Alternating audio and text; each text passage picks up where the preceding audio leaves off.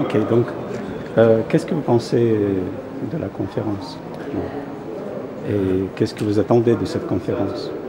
La conférence, c'est une bonne initiative du fait qu'il a posé des thèmes d'une grande importance pour le syndicalisme international et du fait de la présence de plusieurs pays et syndicats à l'échelle internationale.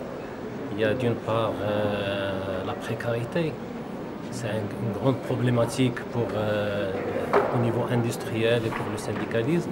Et surtout, quels sont les défis qui seront demain face au syndicalisme pour faire face, comment développer des luttes, des militer, pour essayer d'organiser un maximum et de sauvegarder les intérêts de la classe ouvrière.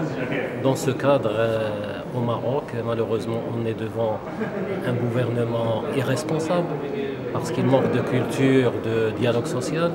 Et d'ailleurs, la CDT que je représente avec d'autres syndicats comme l'UMT, la FDT, on a organisé cette année plusieurs luttes, notamment deux marches de protestation nationale à Casa et à Rabat et une grève générale le 29 octobre pour pousser ce gouvernement à être responsable et à s'asseoir devant la table de négociation pour avoir une négociation tripartite en présence du gouvernement.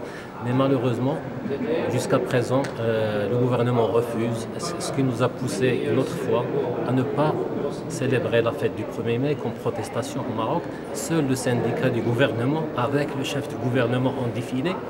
Donc ce qui se passe, c'est un blocage, c'est un impasse sociale, où les syndicats ne sont pas contents, où les salariés ne sont pas contents, où le gouvernement essaie par des mesures antisociales à menacer des acquis comme la retraite, où les patronats aussi de leur côté essaient de demander plus de flexibilité.